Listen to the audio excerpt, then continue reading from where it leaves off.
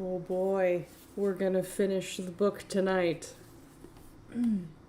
For real this time, actually.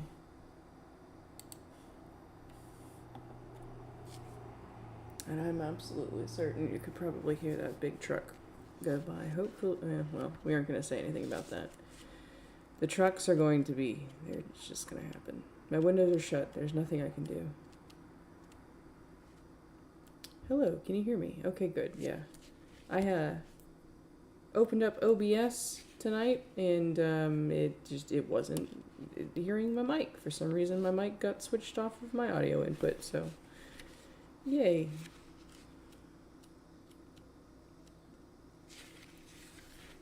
Oh my good, there's only guys, we are on page 511, and the book ends on page 527. This is why I thought we were going to finish it the other day. Okay.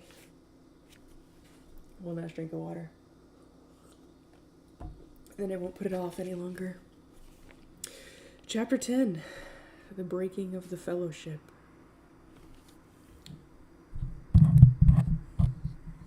Let me move my mic closer to my face. There, hopefully that sound will be good. Oh my goodness. Aragorn led them to the right arm of the river. Here upon its western side, under the shadow of Tol Brandir, a green lawn ran down to the water from the feet of Amon Hen. Behind it rose the first gentle slopes of the hill clad with trees, and trees marched away westward along the curving shores of the lake. A little spring fell tumbling down and fed the grass. Here we will rest tonight, said Aragorn. This is the lawn of Parth Galen, a fair place in the summer days of old. Let us hope that no evil has yet come here. They drew up their boats on the green banks, and beside them they made their camp. They set a watch, but had no sight nor sound of their enemies. If Gollum had contrived to follow them, he remained unseen and unheard. Nonetheless, as the night wore on, Aragorn grew uneasy, tossing often in his sleep and waking. Oh, like me. In the small hours he got up and came to Frodo, whose turn it was to watch. Why are you waking? Asked Frodo. It is not your watch. I do not know, answered Aragorn, but a shadow and a threat have been growing in my sleep. It would be well to draw your sword. Why? Said Frodo. Our enemies at hand. Let us see what sting may show, answered Aragorn. Frodo then drew the elf blade from its sheath. To his dismay, the edges gleamed dimly in the night. Orc, he said. Not very near, yet too near, it seems. I feared as much, said Aragorn. But maybe they're not on this side of the river. Maybe they're on the wrong side of the river. I'm sorry, I'll focus. The light of sting is faint, and it may point to no more than spies of Mordor roaming on the slopes of Amon Law. I think I know what that word means. Maybe? Anyway, we'll figure that out later when I get distracted in between switching books and I bother to look it up. I have never heard before of orcs upon Amon Hen. Yet, who knows what may happen in these evil days, now that Minas Tirith no longer holds secure the passages of Anduin. We must go warily tomorrow.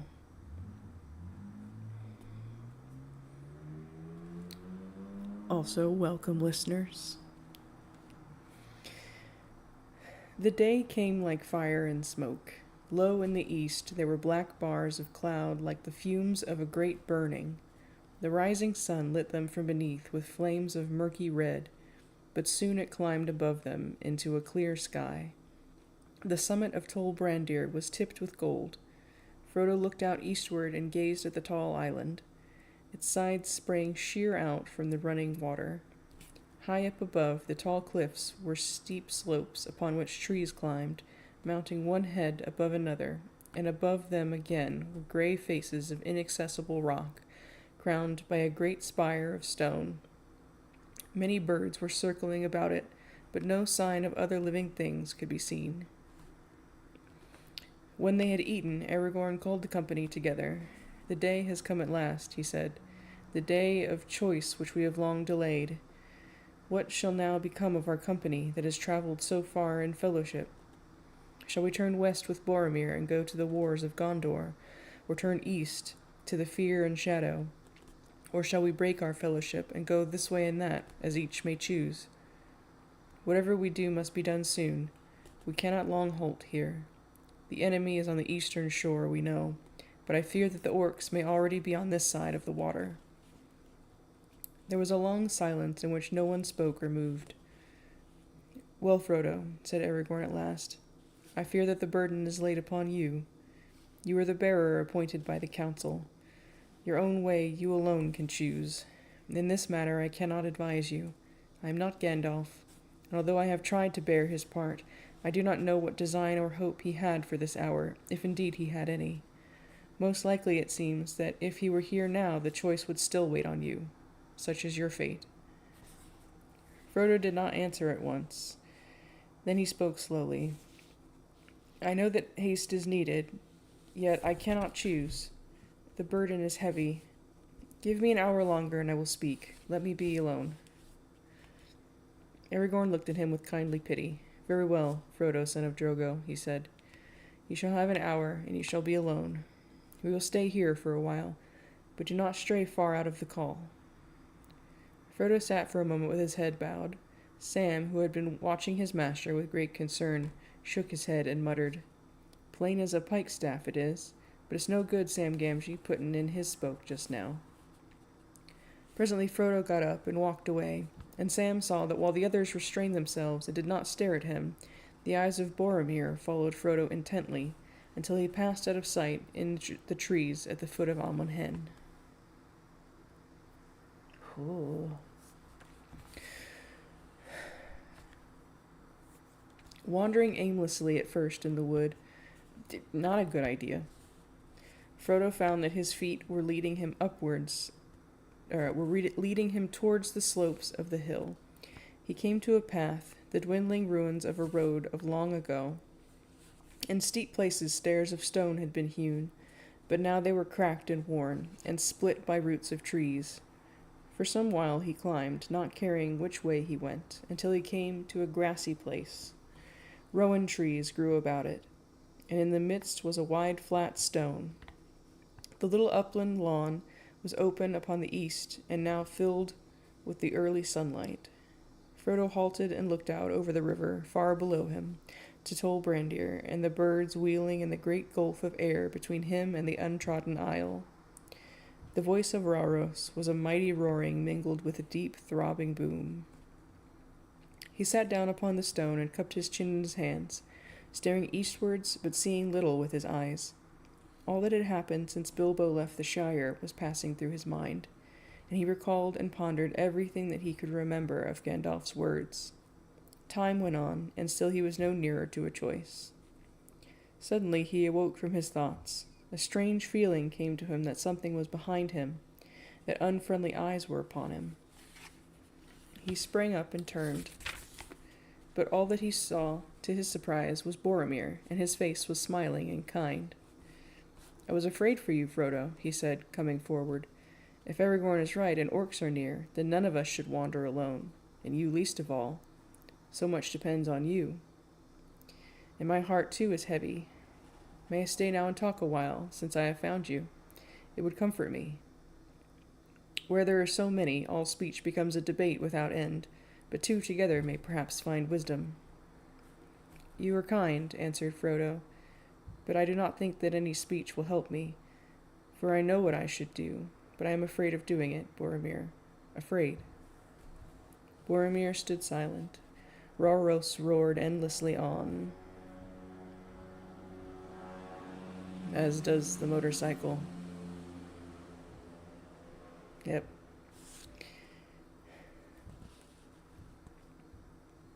The wind murmured in the branches of the trees. Frodo shivered. Suddenly Boromir came and sat beside him. "Are you sure that you do not suffer needlessly?" he said. "I wish to help you. You need counsel in your hard choice." will you not take mine?" "I think I know already what counsel you would give, Boromir," said Frodo, "and it would seem like wisdom, but for the warning of my heart." "Warning? Warning against what?" said Boromir sharply. "Against delay, against the way that seems easier, against refusal of the burden that is laid on me, against, well, if it must be said, against trust in the strength and truth of men. Yet that strength has long protected you far away in your little country, though you knew it not. I do not doubt the valor of your people, but the world is changing. The walls of Minas Tirith may be strong, but they are not strong enough. If they fail, what then? Then we shall fall in battle valiantly. Yet there is still hope that they will not fall." "No hope while the ring lasts," said Frodo. "Ah, the ring," said Boromir, his eyes lighting. "The ring. Is it not a strange fate that we should suffer so much fear and doubt for so small a thing? So small a thing. And I have seen it only for an instant in the house of Elrond. Could I not have a sight of it again?" Frodo looked up, his heart suddenly cold. He caught the strange gleam in Boromir's eyes, and yet his face was still kind and friendly. "It is best that it should lie hidden," he answered. "As you wish. I care not," said Boromir. "Yet may I not even speak of it? For you seem ever to think only of its power in the hands of the enemy, of its evil uses, not of its good. The world is changing, you say. Minas Tirith will fall, if the ring lasts. But why? Certainly if the ring were with the enemy, but why, if it were with us?" "Were you not at the council?" answered Frodo. "Because we cannot use it, and what is done with it turns to evil." Boromir got up and walked about impatiently. "So you go on," he cried. "Gandalf, Elrond, all these folk have taught you to say so. For themselves they may be right, these elves and half-elves and wizards. They would come to grief, perhaps. Yet often I doubt if they are wise and not merely timid. But each to his own kind.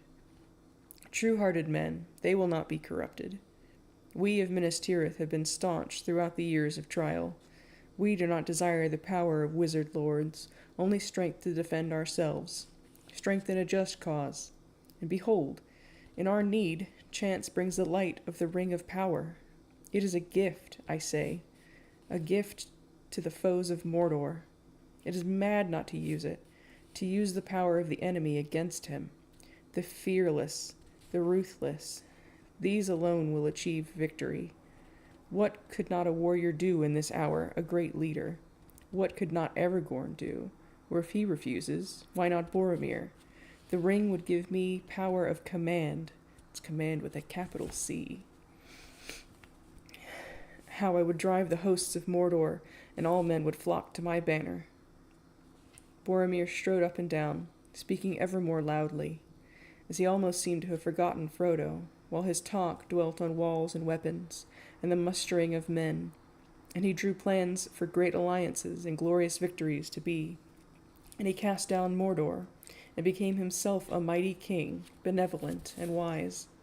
Suddenly he stopped and waved his arms. That's not right. "And they tell us to throw it away," he cried. "I do not say destroy it. That might be well, if reason could show any hope in doing so. It does not. The only plan that is proposed to us is that a halfling should walk blindly into Mordor and offer the enemy every chance of recapturing it for himself. Folly. Surely you see it, my friend," he said, turning now suddenly to Frodo again. "You say that you are afraid. If it is so, the boldest should pardon you. But it is not really your good sense that revolts." "No, I am afraid," said Frodo. "Simply afraid. But I'm glad to have heard you speak so fully. My mind is clearer now." "Then you will come to Minas Tirith," cried Boromir, his eyes shining and his face eager. "You misunderstand me," said Frodo. "But you will come, at least for a while," Boromir persisted. "My city is not far now, and it is little further from there to Mordor than from here. We have been long in the wilderness, and you need news of what the enemy is doing before you make a move. Come with me, Frodo, he said. You need rest before your venture, if go you must. He laid his hand on the hobbit's shoulder in friendly fashion, but Frodo felt the hand trembling with suppressed excitement. He stepped quickly away and eyed with alarm the tall man, nearly twice his height and many times his match in strength. Why are you so unfriendly? Said Boromir. I am a true man, neither thief nor tracker. I need your ring, that you know now, but I give you my word that I do not desire to keep it. Will you not at least let me make a trial of my plan? Lend me the ring. No, no, cried Frodo. The council laid it upon me to bear it. It is by our own folly that the enemy will defeat us, cried Boromir. How it angers me, fool, obstinate fool, running wilfully to death and ruining our cause. If any mortals have claim to the ring, it is the men of Númenor, and not halflings. It is not yours, save by unhappy chance. It might have been mine. It should be mine. Give it to me. Frodo did not answer, but moved away till the great flat stone stood between them. Come, my friend, said Boromir in a softer voice. Why not get rid of it? Why not be free of your doubt and fear? You can lay the blame on me, if you will. You can say that I was too strong and took it by force. For I am too strong for you, halfling, he cried. And suddenly he sprang over the stone and leapt at Frodo. His fair and pleasant face was hideously changed. A raging fire was in his eyes. Frodo dodged aside and again put the stone between them. There was only one thing he could do. Trembling, he pulled out the ring upon its chain and quickly slipped it on his finger, even as Boromir sprang at him. The man gasped, stared for a moment amazed, and then ran wildly about, seeking here and there among the rocks and trees. Miserable trickster, he shouted, let me get my hands on you. Now I see your mind. You will take the ring to Sauron and sell us all. You have only waited your chance to leave us in the lurch. Curse you and all halflings to death and darkness. Then, catching his foot upon a stone, he fell sprawling and lay upon his face. For a while he was as still as if his own curse had struck him down. Then suddenly he wept. He rose and passed his hand over his eyes, dashing away the tears. What have I said? He cried. What have I done? Frodo, Frodo, he cried, come back. A madness took me, but it is past. Come back.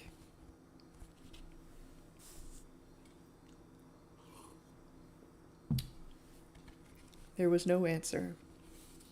Frodo did not even hear his cries. He was already far away, leaping blindly up the path to the hilltop.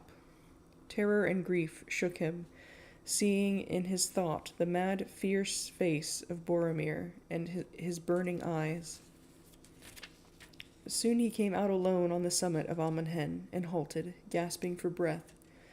He saw as through a mist, a wide, flat circle, paved with mighty flags, and surrounded with a crumbling battlement, and in the middle, set upon 4 carven pillars, was a high seat, reached by a stair of many steps. Up he went and sat upon the ancient chair, feeling like a lost child that had clambered upon the throne of mountain kings. At first he could see little. He seemed to be in a world of mist in which there were only shadows. The ring was upon him. Then, here and there, the mist gave way, and he saw many visions, small and clear, as if they were under his eyes upon a table, and yet remote. There was no sound, only bright living images.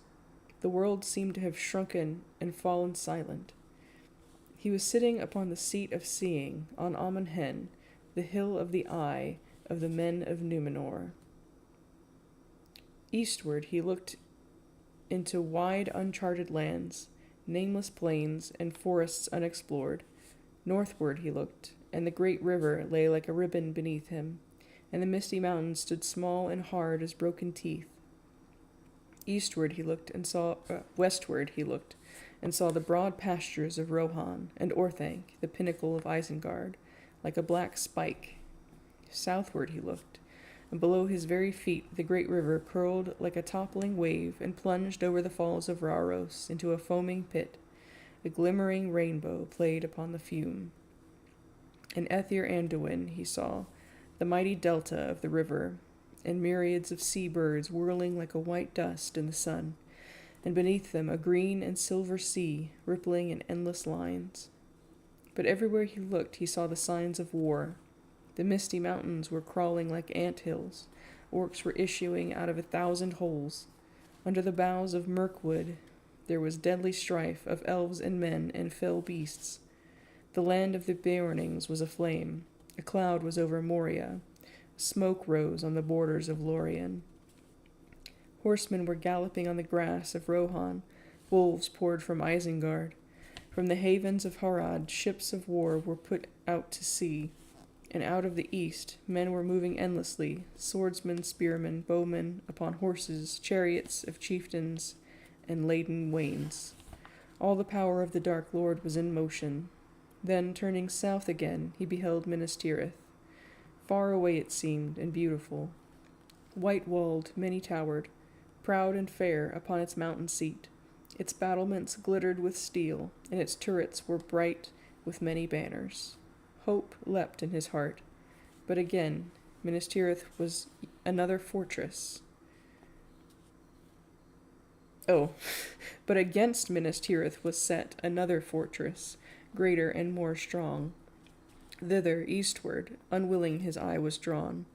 It passed the ruined bridges of Osgiliath, the grinning gates of Minas Morgul, and the haunted mountains, and it looked upon Gorgoroth, the valley of terror in the land of Mordor. Darkness lay there under the sun. Fire glowed amid the smoke. Mount Doom was burning, and a great reek rising. Then at last his gaze was held, wall upon wall, battlement upon battlement, black, immeasurably strong, mountain of iron, gate of steel, tower of adamant, he saw it, Barad-dûr, fortress of Sauron, and all hope left him. And suddenly he felt the eye. There was an eye in the dark tower that did not sleep. He knew that it had become aware of his gaze. A fierce, eager will was there. It leapt towards him. Almost like a finger he felt it, searching for him. Very soon it would nail him down, know just exactly where he was. Amon Law it touched. It glanced upon Tol Brandir. He threw himself from the seat, crouching, covering his head with his grey hood. He heard himself crying out, "Never, never," or was it, "Verily I come to you"? He could not tell. Then as a flash from some other point of power there came to his mind another thought. Take it off. Take it off. Fool, take it off. Take off the ring. The two powers strove in him. For a moment, perfectly balanced between their piercing points, he writhed, tormented. Suddenly he was aware of himself again. Frodo. Neither the voice nor the eye, free to choose, and with one remaining instant in which to do so. He took the ring off his finger. He was kneeling in clear sunlight before the high seat. A black shadow seemed to pass like an arm above him. It missed Amon Hen and groped out west and faded. Then all the sky was clean and blue, and the birds sang in every tree. Frodo rose to his feet. A great weariness was on him, but his will was firm and his heart lighter. He spoke aloud to himself. "I will do now what I must," he said. "This, at least, is plain. The evil of the ring is already at work even in the company, and the ring must leave them before it does more harm. I will go alone. Some I cannot trust, and those I can trust are too dear to me. Poor old Sam, and Merry and Pippin. Strider, too, his heart yearns for Minas Tirith, and he will be needed there, now Boromir has fallen into evil. I will go alone, at once." He went quickly down the path, and came back to the lawn where Boromir had found him. Then he halted, listening. He thought he could hear cries and calls from the woods near the shore below. "They'll be hunting for me," he said. "I wonder how long I have been away. Hours, I should think." He hesitated. "What can I do?" he muttered. I must go now or I shall never go. I shan't get a chance again. I hate leaving them like this without any explanation, but surely they will understand. Sam will. And what else can I do? Slowly he drew out the ring and put it on once more. He vanished and passed down the hill, less than a rustle of the wind.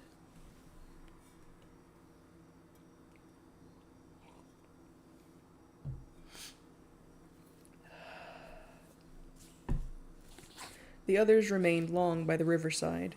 For some time they had been silent, moving restlessly about, but now they were sitting in a circle, and they were talking. Every now and again they made efforts to speak of other things, of their long road and many adventures. They questioned Aragorn concerning the realm of Gondor and its ancient history, and the remnants of its great works that could still be seen in the strange borderland of the Emyn Muil, the stone kings and the seats of Law and Hen, and the great stair beside the falls of the Rhoros.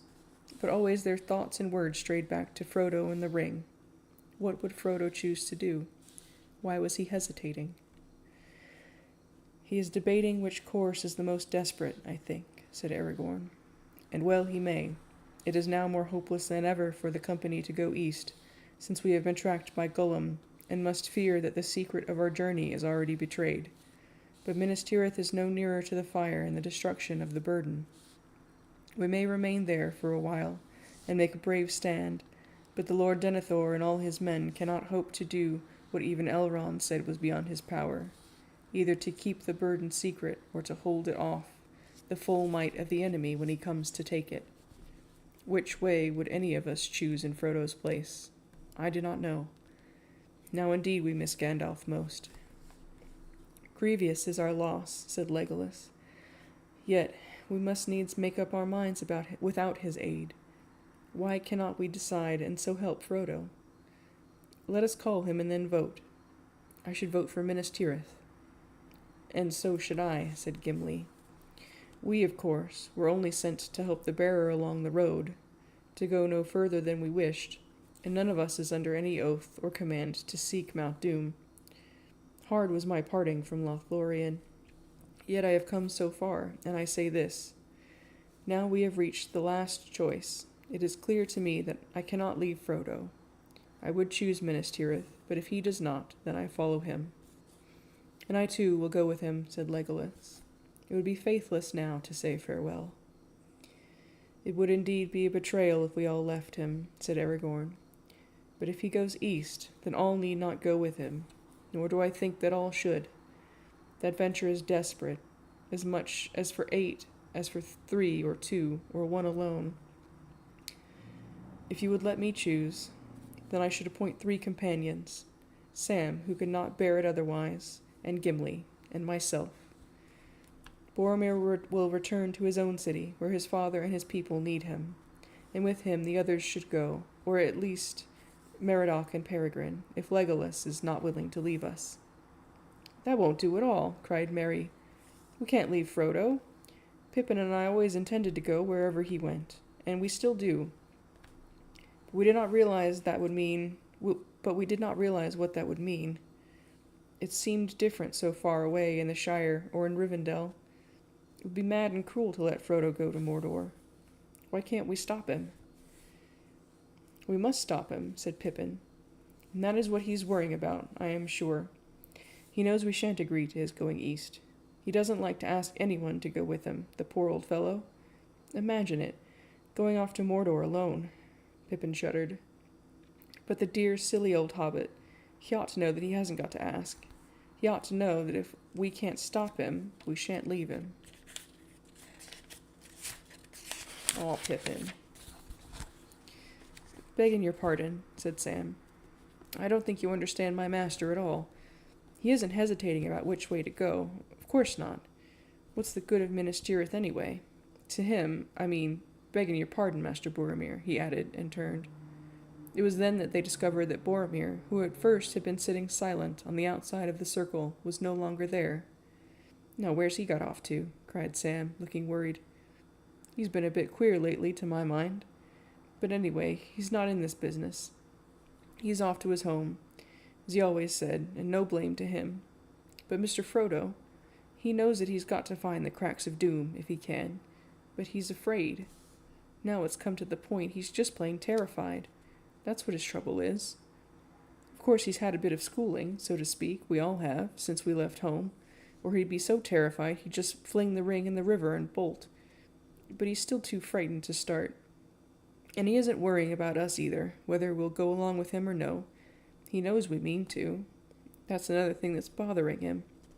If he screws himself up to go, he'll want to go alone, mark my words. We're going to have trouble when he comes back, for he'll screw himself up all right, as sure as his name's Baggins. I believe you speak more wisely than any of us, Sam, said Aragorn. And what shall we do if you prove right? Stop him! Don't let him go, cried Pippin. I wonder, said Aragorn. He is the bearer, and the fate of the burden is on him. I do not think it is our part to drive him one way or the other, nor do I think that we should succeed if we tried. There are other powers at work far stronger. Well, I wish Frodo would screw himself up and come back and let us get it over, said Pippin. This waiting is horrible. Surely the time is up. Yes, said Aragorn. The hour is long past. The morning is wearing away. We must call for him.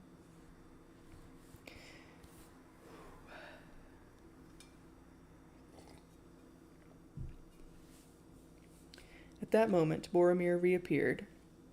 He came out from the trees and walked towards them without speaking.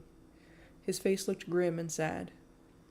He paused as if counting those that were present, and then he sat down, aloof, with his eyes on the ground. "Where have you been, Boromir?" asked Aragorn. "Have you seen Frodo?" Boromir hesitated for a second. "Yes and no," he answered slowly. "Yes, I found him some way up the hill, and I spoke to him. I urged him to come to Minas Tirith and not go to the east. I grew angry, and he left me. He vanished. I've never seen such a thing happen before, though I have heard of it in tales. He must have put the ring on. I could not find him again. I thought he would return to you." "Is that all you have to say?" said Aragorn, looking hard and not too kindly at Boromir. "Yes," he answered. "I will say no more yet." "This is bad," cried Sam, jumping up. "I don't know what this man has been up to. Why should Mr. Frodo put the thing on? He did not to have. And if he has, goodness knows what may have happened." "But he wouldn't keep it on," said Merry. "Not when he had escaped the unwelcome visitor, like Bilbo used to." "Well, where did he go? Where is he?" cried Pippin. "He's been away ages now." "How long is it since you saw Frodo last, Boromir?" asked Aragorn. "Half an hour, maybe," he answered. "Or it might be an hour. I have wandered for some time since. I do not know. I do not know." He put his head in his hands and sat as if bowed with grief.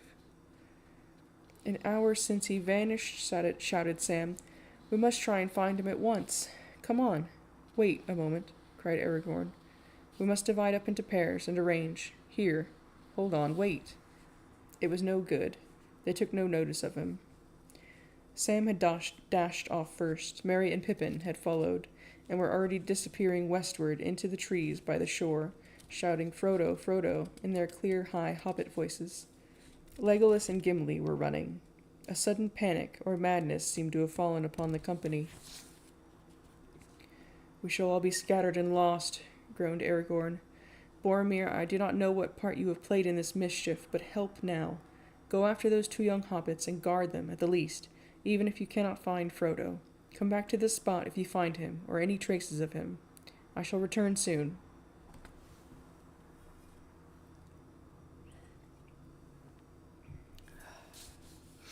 Aragorn sprang swiftly away and went in pursuit of Sam.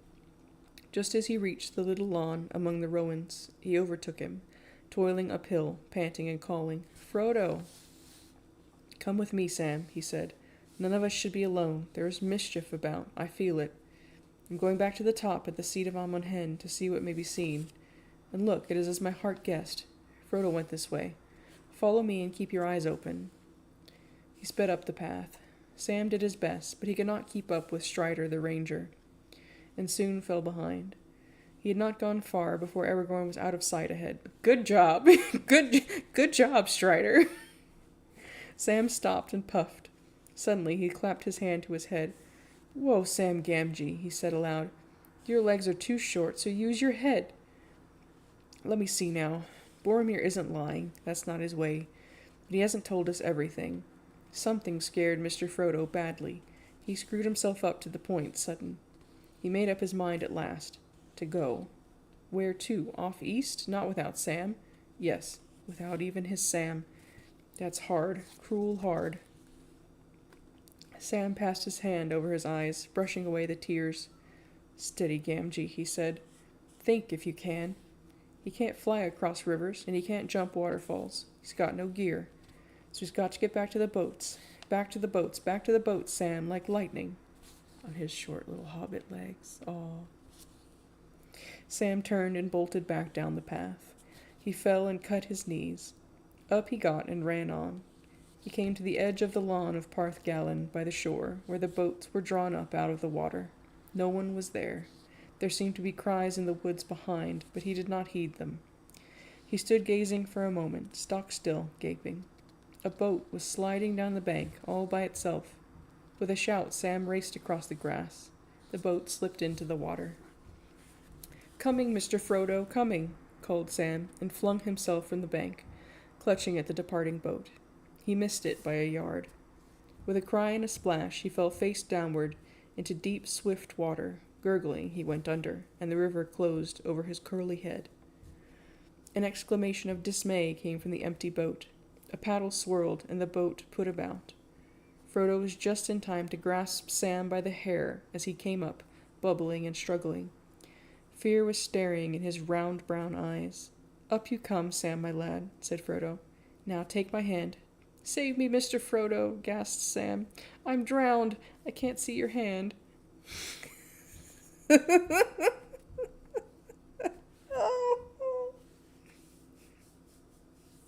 "Here it is. Don't pinch, lad. I won't let you go. Tread water and don't flounder or you'll upset the boat. There now. Get a hold of the side and let me use the paddle." With a few strokes, Frodo brought the boat back to the bank, and Sam was able to scramble out, wet as a water rat. Frodo took off the ring and stepped ashore again. "Of all the confounded nuisances, you are the worst, Sam," he said. "Oh, Mr. Frodo, that's hard," said Sam, shivering. "That's hard, trying to go without me and all. If I hadn't a guessed right, where would you be by now?" "Safely on my way." "Safely," said Sam. "All alone and without me to help you. I couldn't have borne it. It'd have been the death of me." "It would be the death of you to come with me, Sam," said Frodo. "And I could not have borne that." "Not as certain as being left behind," said Sam. "But I'm going to Mordor." "I know that well enough, Mr. Frodo. Of course you are. And I'm coming with you." "Now, Sam," said Frodo, "don't hinder me. The others will be coming back any minute, and if they catch me here, I shall have to argue and explain, and I shall never have the heart or chance to get off. But I must go at once. It's the only way."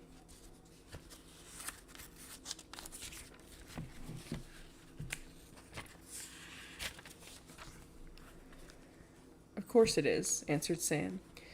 "But not alone. I'm coming too, or neither of us isn't going. I'll knock holes in all the boats first." Frodo actually laughed. A sudden warmth and gladness touched his heart. "Leave one," he said. "We'll need it. But you can't come like this without your gear or food or anything." "Just hold a moment and I'll get my stuff," cried Sam eagerly. "It's all ready. I thought we should be off today." He rushed to the camping place, fished out his pack from the pile where Frodo had laid it when he emptied the boat of his companion's goods, grabbed a spare blanket and some extra packages of food, and ran back. "So all my plan is spoiled," said Frodo. "There's no good trying to escape you. But I'm glad, Sam. I cannot tell you how glad. Come along. It is plain that we were meant to go together. We will go, and may the others find a safe road. Strider will look after them. I don't suppose we will see them again. Yet we may, Mr. Frodo. We may." So Frodo and Sam set off on the last stage of the quest together. Frodo paddled away from the shore, and the river bore them swiftly away, down the western arm, and past the frowning cliffs of Tol Brandir. The roar of the great falls drew nearer. Even with such help as Sam could give, it was hard work to pass the current at the southward end of the island and drive the boat eastwards towards the far shore.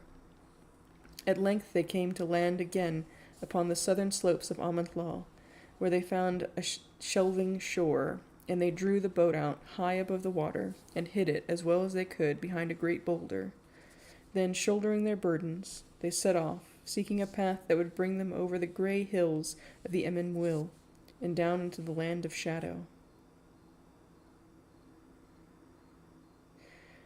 And we've got like a couple of last lines here in even smaller font and in italics. Here ends the first part of the history of the War of the Ring. The second part is called the Two Towers, since the events recounted in it are dominated by Orthanc, the citadel of Saruman, and the fortress of Minas Morgul, that guards the secret entrance to Mordor. It tells of the deeds and perils of all the members of the now sundered fellowship until the coming of the great darkness. The third part tells of the last defense against the shadow, and the end of the mission of the ring-bearer in the return of the king. The end. For now, but it's only 9 o'clock and we have another book.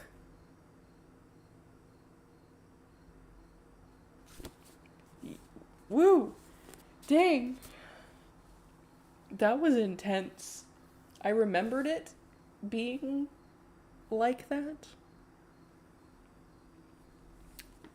But that was, it feels like throughout all of those lovely little walks we took with the professor through, I don't know where he was wandering when he picked all of that up. In the back of his mind, he was secretly just preparing that chapter because, damn, well done.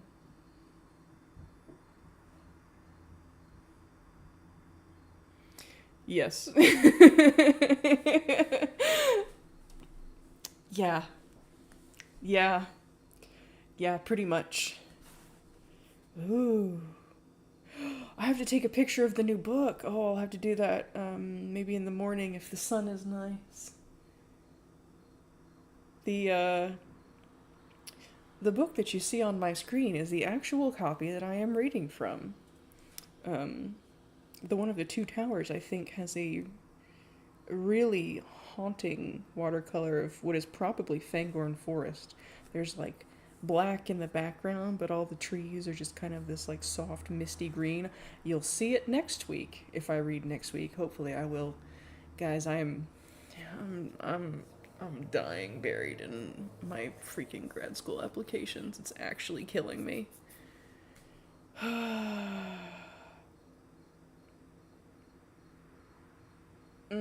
This sucks. I had to take U Michigan off my list because they were like, we don't take anything older than 7 years, but they required math, so I was gonna have to like retake math.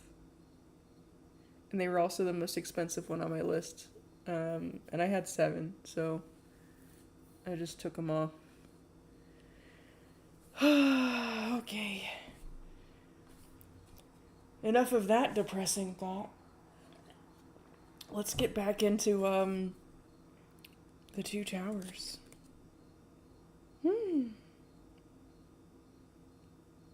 Oh, what is... Hang on. Huh. This one has on the back a little, I guess, marketing quote. You know how they have those quotes from other authors on the backs of books? This is from C.S. Lewis.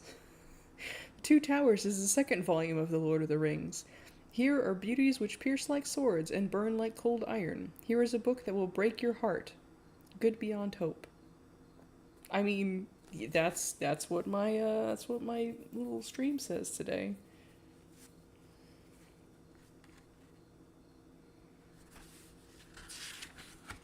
There's a synopsis? Oh, the first page just has the poem from The Ring.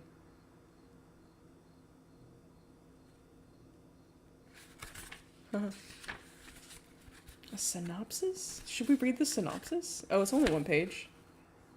Sure. I like a synopsis. Been trying to get my players to do a synopsis for like 6 months now. Alright, well, The Two Towers by J.R.R. Tolkien. Synopsis. This is the second part of The Lord of the Rings. The first part, The Fellowship of the Ring, told how Gandalf the Grey discovered that the ring possessed by Frodo the Hobbit was in fact the One Ring, ruler of all the rings of power. It recounted the flight of Frodo and his companions from the quiet shire of their home, pursued by the terror of the Black Riders of Mordor, until at last, with the aid of Aragorn the Ranger of Eriador, they came through desperate perils to the house of Elrond in Rivendell.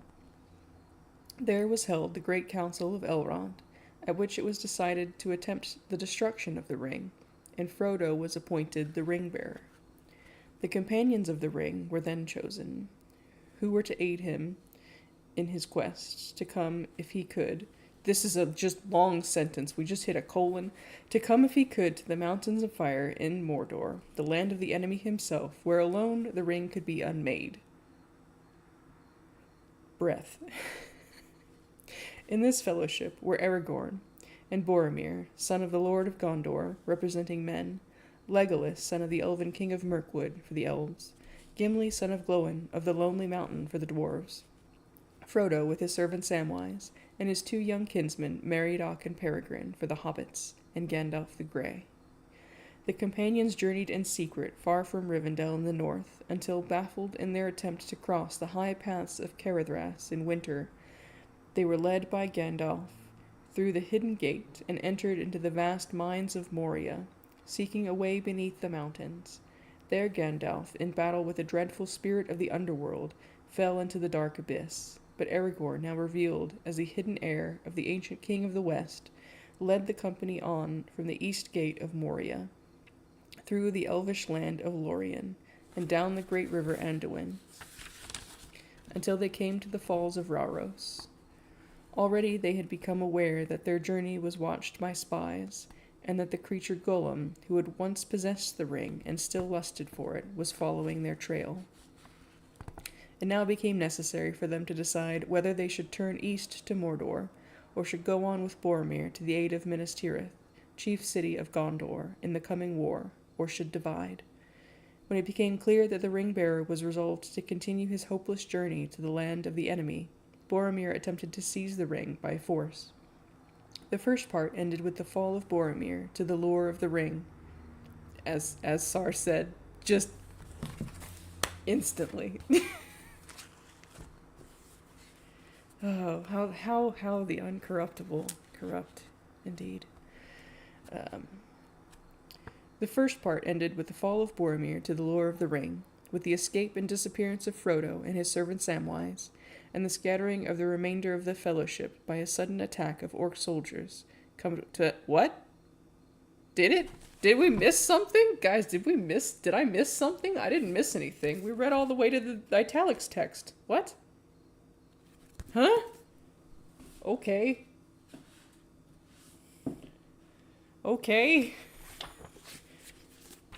The attack of orc soldiers, some in the service of the Dark Lord of Mordor, some of the traitor Saruman of Isengard? What?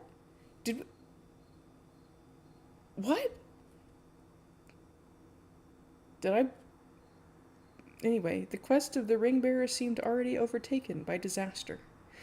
This second part, The Two Towers, now tells how each of the members of the Fellowship of the Ring fared after the breaking of their fellowship until the coming of the Great Darkness and the outbreak of the War of the Ring, which is to be recounted in the third and last part.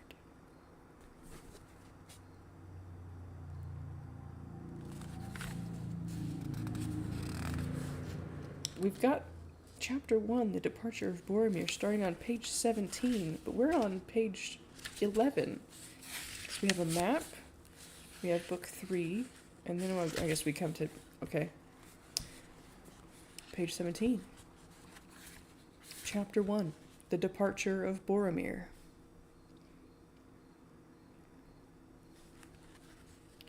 Aragorn sped up on the hill. Every now and again he bent to the ground. Hobbits go light, and their footprints are not easy even for a ranger to read. But not far from the top a spring crossed the path, and in the wet earth he saw what he was seeking. "I read the signs aright," he said to himself. Frodo ran to the hilltop. I wonder what he saw there. But he returned by the same way, and went down the hill again. Aragorn hesitated. He desired to go to the high seat himself, hoping to see there something that would guide him in his perplexities, but time was pressing. Suddenly he leapt forward, and ran to the summit, across the great flagstones, and up the steps. Then, sitting in the high seat, he looked out. But the sun seemed darkened, and the world dim and remote. He turned from the north back again to north, and he saw nothing save the distant hills, unless it were that far away he could see again a great bird like an eagle high in the sky, descending slowly in wide circles down to the earth.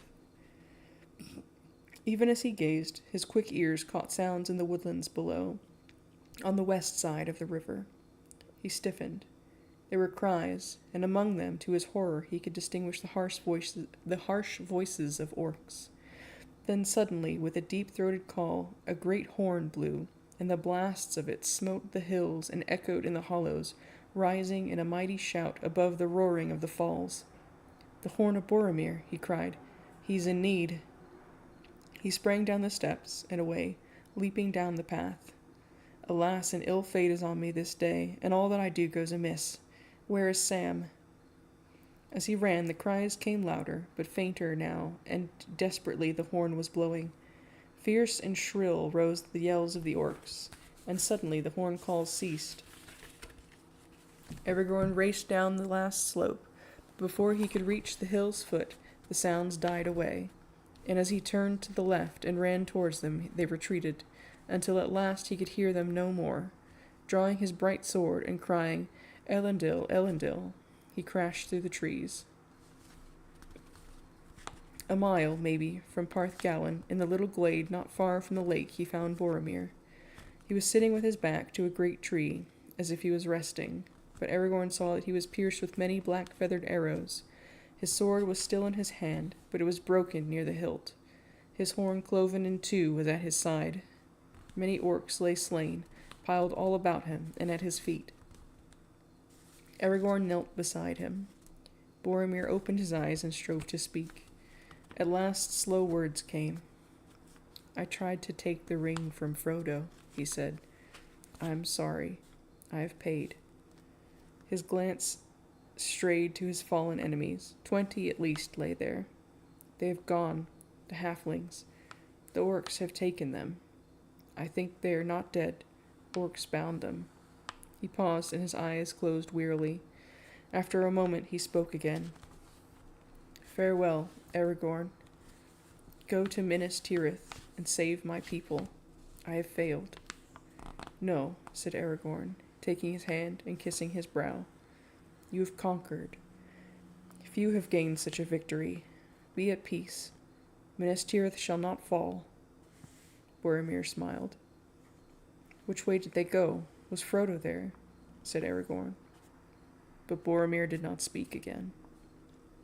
"Alas," said Aragorn, "thus passes the heir of Denethor, Lord of the Tower of Guard. This is a bitter end. Now the company is all in ruin. It is I that have failed. Vain was Gandalf's trust in me. What shall I do now? Boromir has laid it on me to go to Minas Tirith, and my heart desires it. But where are the ring and the bearer? How shall I find them, and save the quest from disaster?" He knelt for a while, bent with weeping, still clasping Boromir's hand. So it was that Legolas and Gimli found him. They came from the western slopes of the hill, silently creeping through the trees as if they were hunting. Gimli had his axe in hand, and Legolas his long knife. All his arrows were spent. When they came into the glade, they halted in amazement, and then they stood a moment, with heads bowed in grief, for it seemed to them plain what had happened. "Alas," said Legolas, coming to Aragorn's side, "we have hunted and slain many orcs in the woods, but we should have been of more use here. We came when we heard the horn, but too late, it seems. I fear you have taken deadly hurt. Boromir is dead, said Aragorn. I am unscathed, for I was not here with him. He fell defending the hobbits while I was away upon the hill. The hobbits, cried Gimli. Where are they? Where is Frodo? I do not know, answered Aragorn wearily. Before he died, Boromir told me that the orcs had bound them. He did not think that they were dead. I sent him to follow Merry and Pippin, but I did not ask him if Frodo or Sam were with him, not until it was too late. All that I have done today has gone amiss. What is to be done now? First we must tend to the fallen, said Legolas. We cannot leave him lying like carrion among these foul orcs. But we must be swift, said Gimli. He would not wish us to linger. We must follow the orcs, if there is hope that any of our company are living prisoners. But we do not know whether the ring-bearer is with them or not, said Aragorn. Are we to abandon him? Must we not seek him first? An evil choice is now before us. Then let us do first what we must do, said Legolas. We have not the time nor the tools to bury our comrade fitly, or to raise a mound over him. A cairn we might build. The labor would be hard and long. There are no stones that we could use nearer than the waterside, said Gimli. Then let us lay him on a boat with his weapons, and the weapons of his vanquished foes, said Aragorn. We will send him to the falls of Rauros and give him to Anduin. The river of Gondor will take care at least that no evil creature dishonors his bones.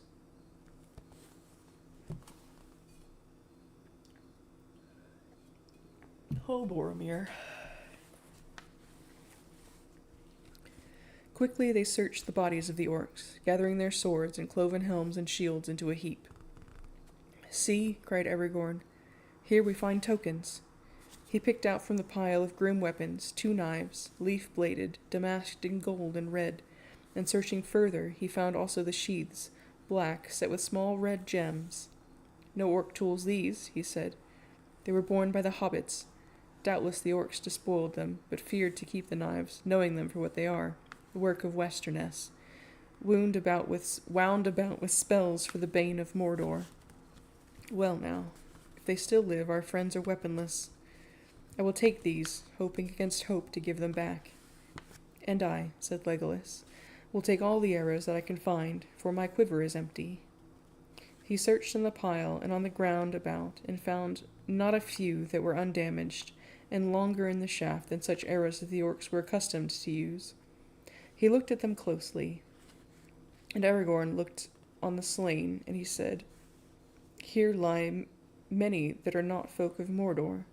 Some are from the north, from the Misty Mountains, if I know anything of orcs and their kinds. And here are others strange to me. Their gear is not after the manner of orcs at all. There were 4 goblin soldiers of greater stature,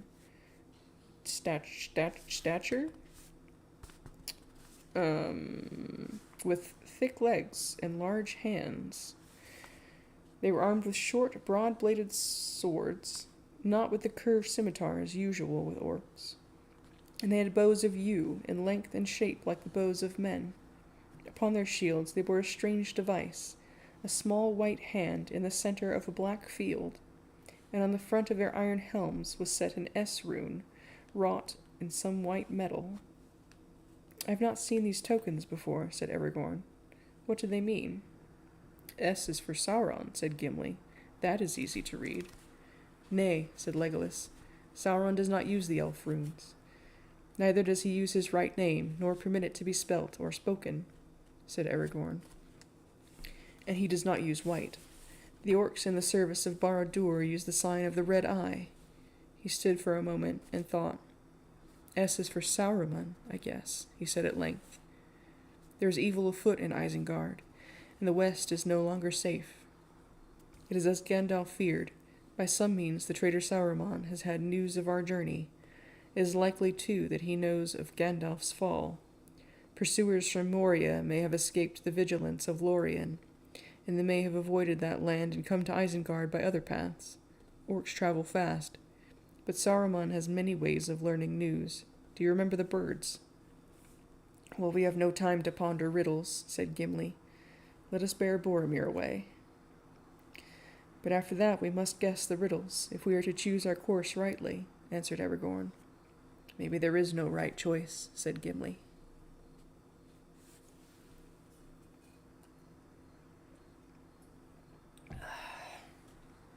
Taking his axe, the dwarf now cut several branches. These they lashed together with bowstrings, and spread their cloaks upon the frame. Upon this rough bier they carried the body of their companion to the shore, together with such trophies of his last battle as they chose to send forth with him. It was only a short way, and yet they found it no easy task, for Boromir was a man both tall and strong. At the waterside, Aragorn remained, watching the bear, while Legolas and Gimli hastened back on foot to Parthgalen. It was a mile or more, and it was some time before they came back, paddling 2 boats swiftly along the shore. There is a strange tale to tell, said Legolas. There are only 2 boats upon the bank. We can find no trace of the other. Have orcs been there? Asked Aragorn. We saw no signs of them, answered Gimli. And orcs would have taken or destroyed all the boats, and the baggage as well. I will look at the ground when we come there, then, said Aragorn. Now they laid Boromir in the middle of the boat that was to bear him away. The grey hood and elven cloak they folded and placed beneath his head. They combed his long dark hair and arrayed it upon his shoulders. The golden belt of Lorien gleamed about his waist. His helm they set beside him, and across his lap they laid the cloven horn and the hilts and shards of his sword. Beneath his feet they put the swords of his enemies. Then, fastening the prow to the stern of the other boat, they drew him out into the water. They rowed sadly along the shore, and turning into the swift-running channel, they passed the green sward of Parthgalen. The steep sides of Tol Brandir were glowing. It was now mid-afternoon. As they went south, the fume of Rhoros rose and shimmered before them, a haze of gold.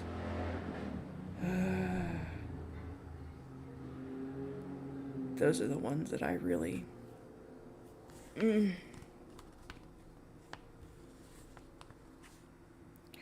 The rush and thunder of the falls took the windless air. Sorrowfully they cast loose the funeral boat. There Boromir lay, restful, peaceful, gliding upon the bosom of the floating water. The stream took him while they held their own boat back with their paddles. He floated by them, and slowly his boat departed, waning to a dark spot against the golden light, and then suddenly it vanished. Rhoros roared on, unchanging. The river had taken Boromir, son of Denethor, and he was not seen again in Minas Tirith, standing as he used to stand upon the White Tower in the morning. But in Gondor and after days it was long said that the elven boat rode the falls and the foaming pool and bore him down through Osgiliath and past the many mouths of Anduin, out into the great sea at night under the stars. Oh, somebody's going to start singing.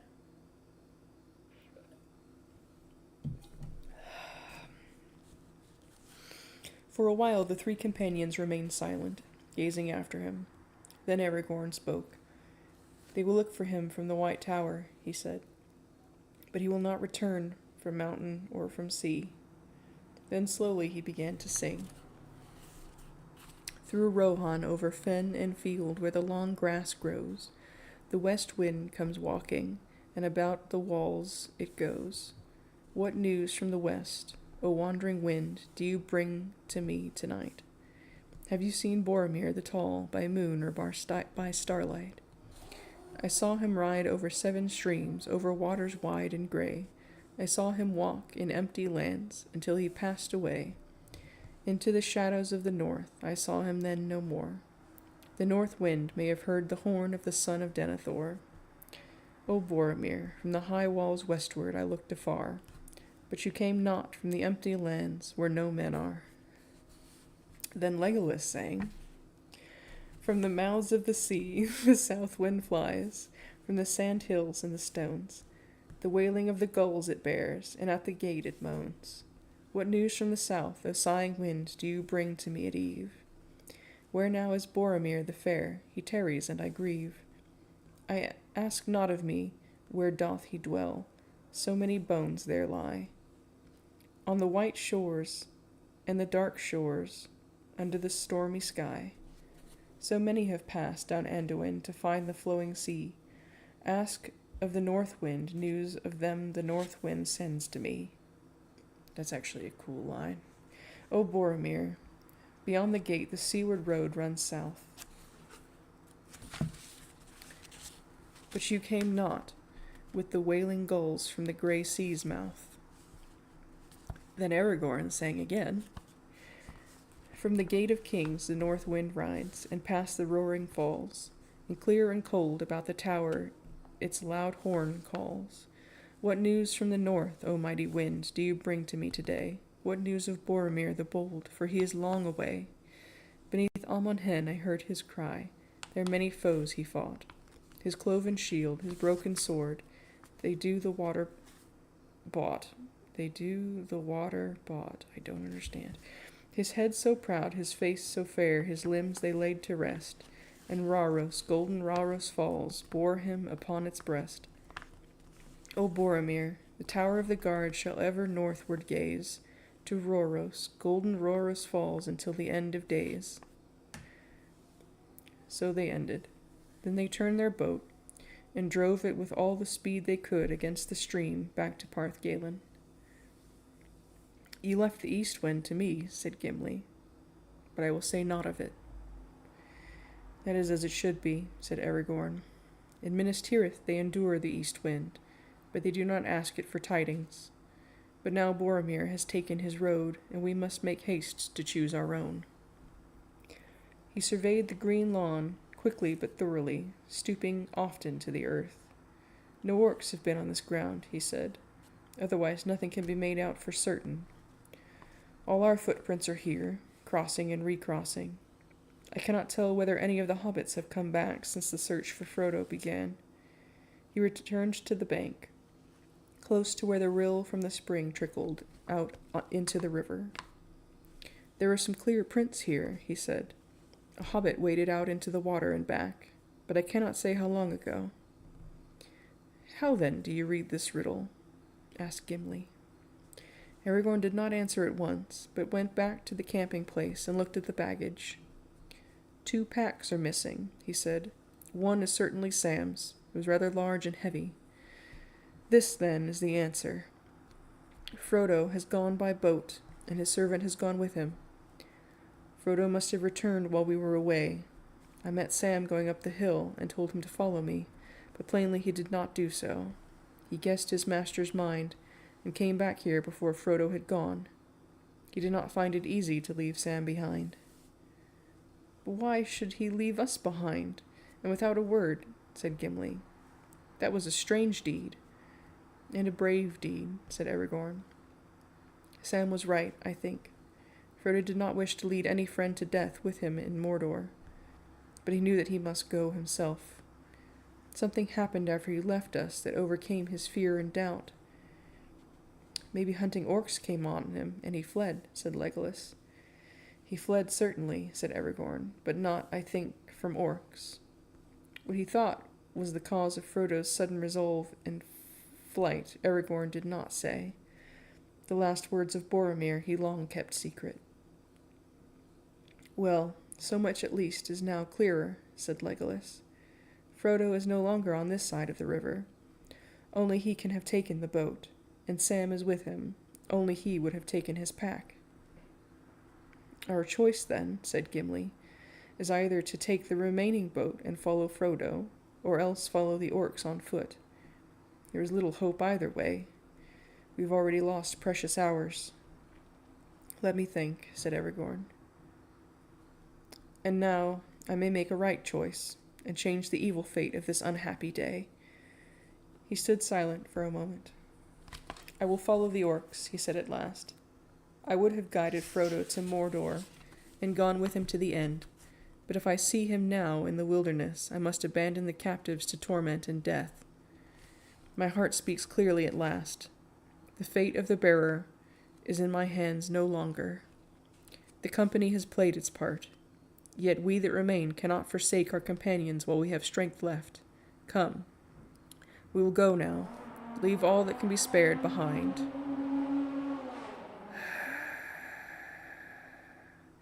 We will press on by day and dark. They drew up the last boat and carried it to the trees. They laid beneath it such of their goods as they did not need and could not carry. Then they left Parthgallen.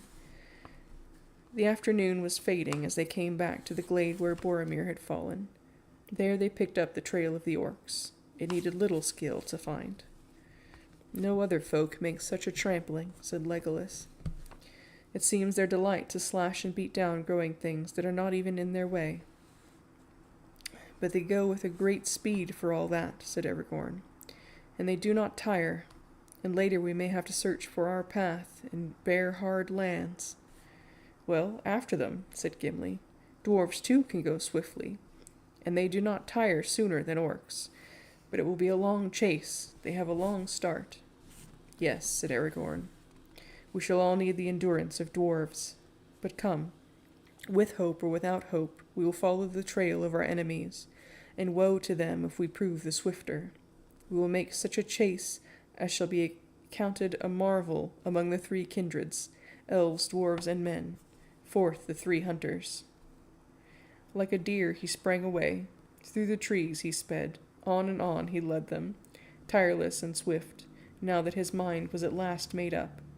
The woods about the lake they left behind. Long slopes they climbed, dark, hard-edged against the sky already red with sunset. Dusk came. They passed away, gray shadows in a stony land. That seems like a great place to stop for the night, even though it's not even that late, but I have other things that I need to do. Well, those are some good chapters. Those are some quality chapters. Oh, Boromir.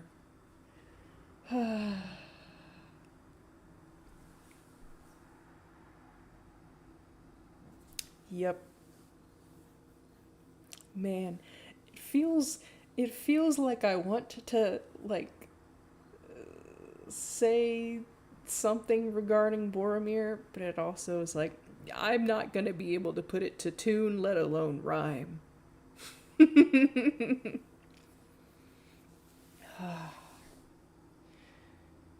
Man, Boromir got done dirty by the ring. Yep.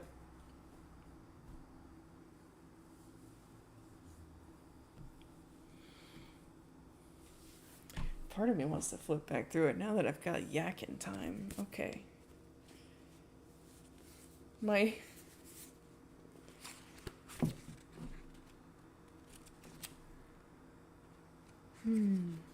Yeah, there's some really interesting lines in their discussion as I was reading Boromir's monologue. There's some really poignant lines in there. It was well thought out. I'm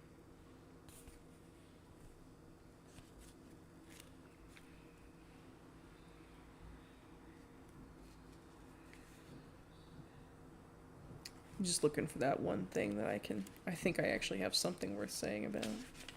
It was like, right at the end, when he sat down, it was like, oh, so, right?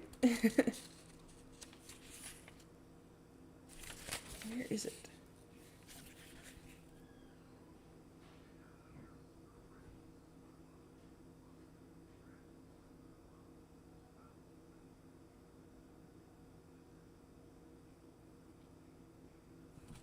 Yeah.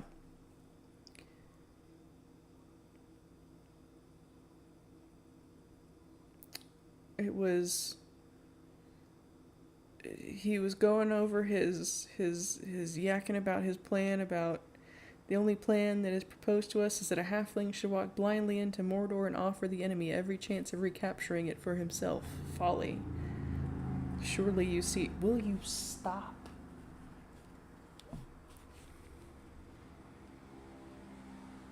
Oh, and there's another one coming after it. Anyway. Yeah, surely you see it, my friend, he said, turning now suddenly to Frodo again. You say that you were afraid, but if it is so, the bolder should pardon you, but is it not really your good sense that revolts? Then he's like, no, I'm literally just afraid.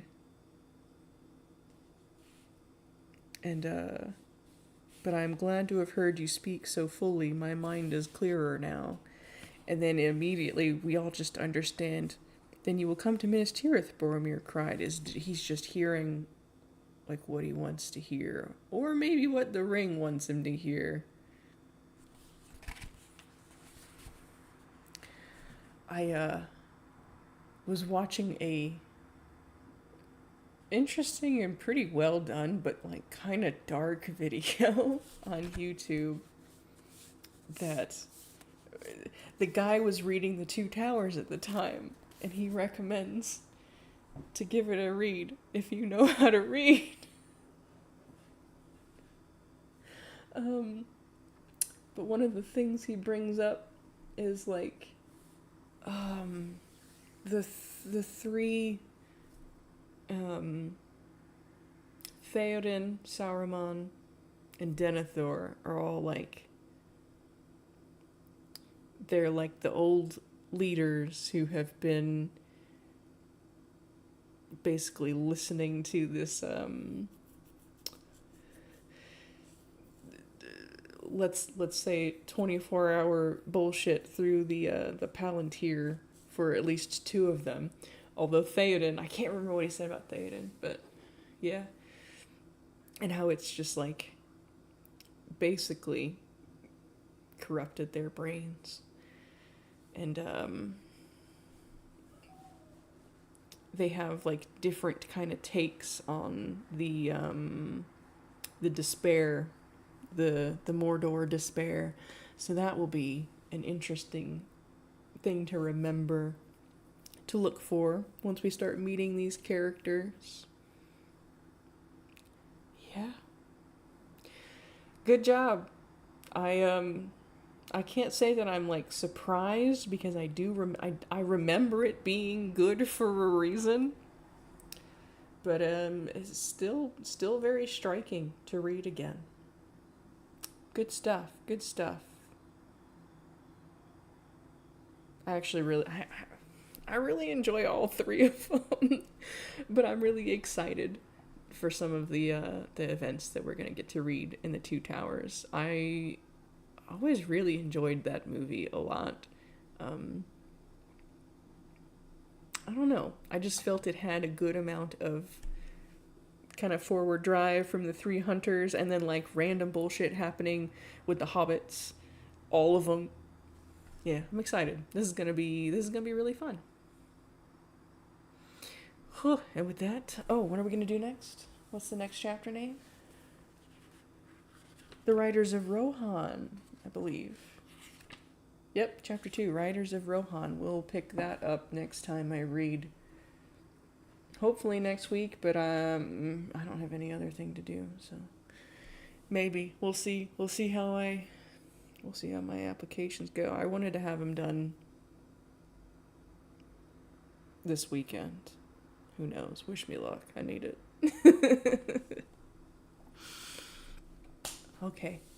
Thanks for joining, everybody. Don't let the Mordor despair get to you. Put your phone down if you need to. Have a good night. And don't forget to celebrate Labor Day.